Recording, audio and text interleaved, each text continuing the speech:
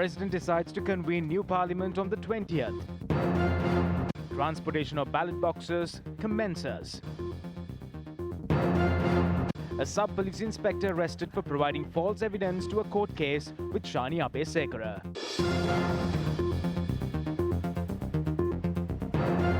Hello there and welcome to Lunchtime News here on Election First. Joining me, Devi Paldano.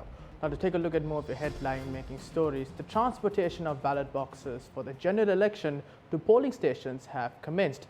Meanwhile, the National Election Commission said that the transportation of ballot boxes for the general election to the polling stations is expected to be completed by this afternoon. A special training will be held today for officers assigned to the polling station duties. The National Elections Commission stated that this rehearsal will be held surrounding polling stations. The transportation of ballot boxes commenced in accordance with the health security procedures at polling stations at DSNR Naika College, Royal College and Isipatana College. The issuance of ballot boxes for 966 polling stations in the Kurunegala district commenced this morning. This is how ballot boxes were transported in the Putlam district with full security.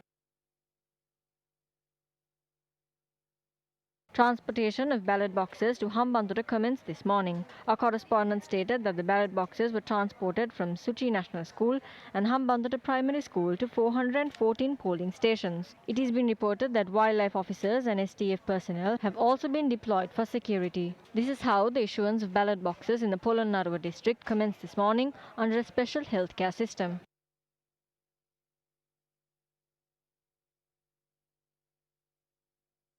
The Polonnaruwa District Election Office stated that a special ballot box issuing and receiving unit has been established in the Lanka Divisional Secretariat in Polonnaruwa. This unit has been established because of the high risk of COVID-19. It is stated that the ballot boxes have been issued for 26 polling stations by this unit.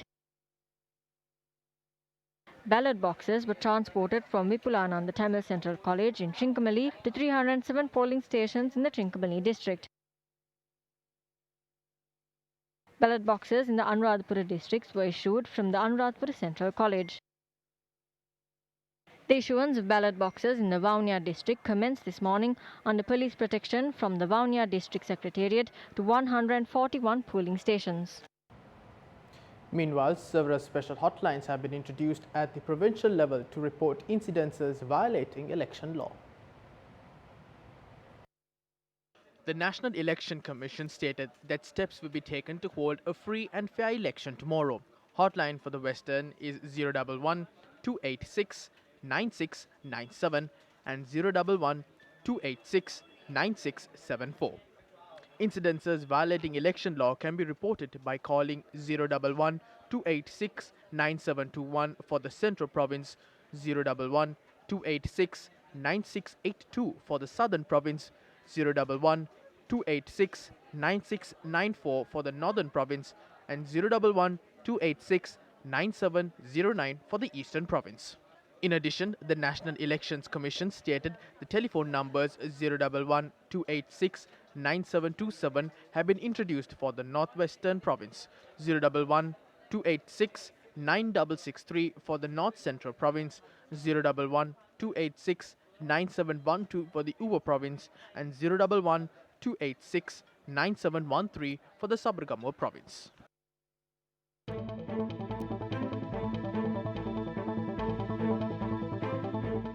Have you ever wondered how to vote for a general election? If you are a first-time voter just like us, here's a step-by-step list of guidelines you need to follow to cast your vote at the upcoming general election. Firstly, in order to vote, you have to be registered in your area of residence. If you have already been registered, you will have received your polling card. If you wish to check your eligibility to vote, visit elections.gov.lk and enter your national identity card number.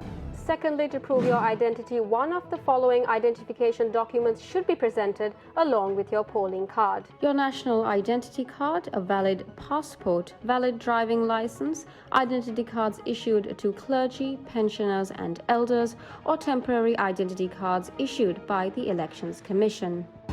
When placing your vote, do keep in mind that you can only vote for one party or independent group. An X symbol can be placed in front of the party or independent group that you wish to vote for.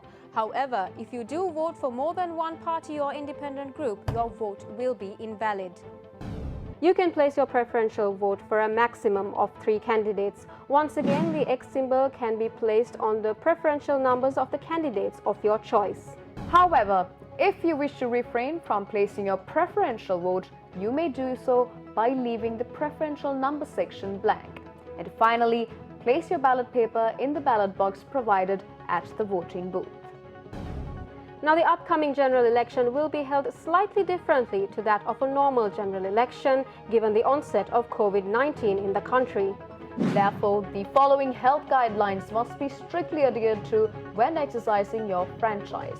Remember to wash or sanitize your hands before you enter the premises and before you leave the premises. Also remember to wear your face mask. However, do remove your face mask when proving your identity.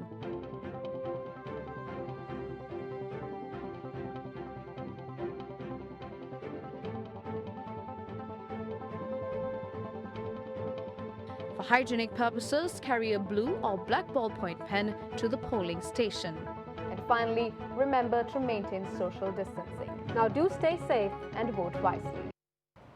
Now on to one of your headline-making stories. A police officer has been arrested by the Colombo Crimes Division on charges of fabricating evidence in connection with a court case.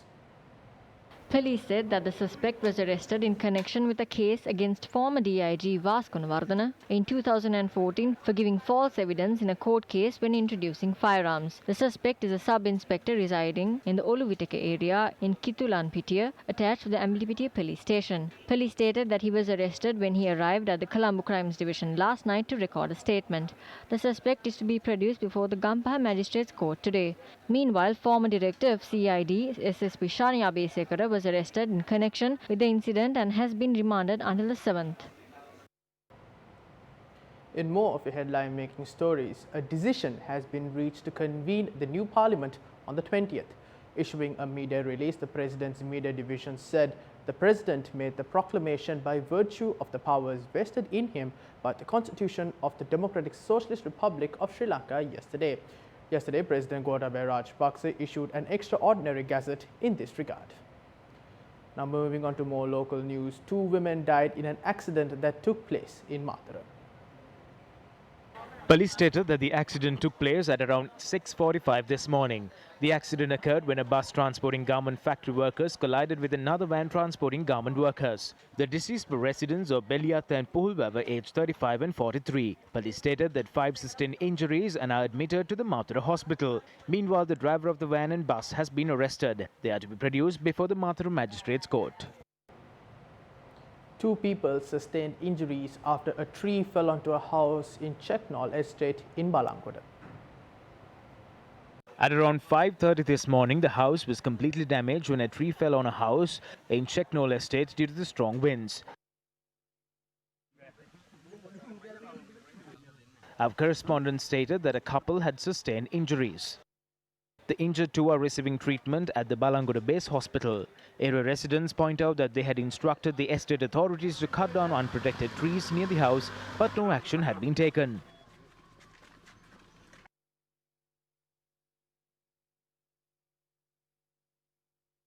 Showers will occur at times in Sabragamuwa, Western and Central provinces and in the Galle and Mathura districts.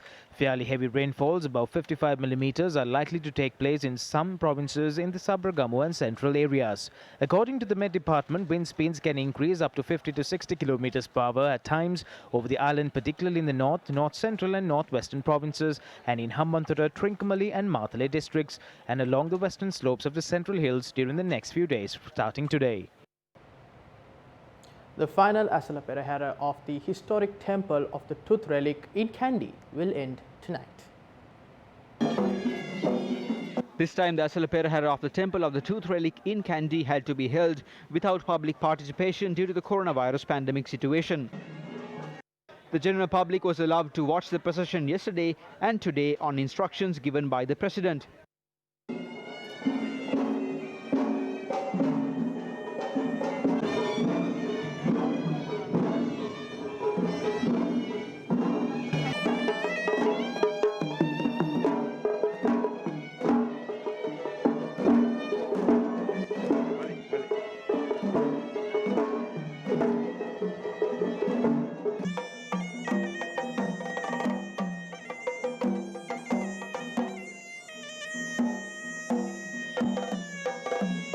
Meanwhile, the final perahara of the historic Ruhunu Maha Katharagama Devalaya will end today.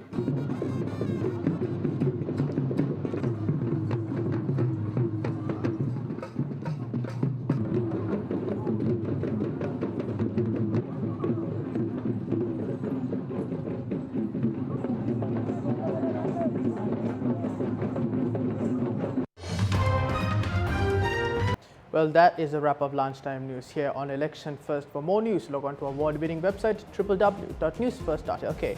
For the News First team, I'm Devi Paldano. Take care.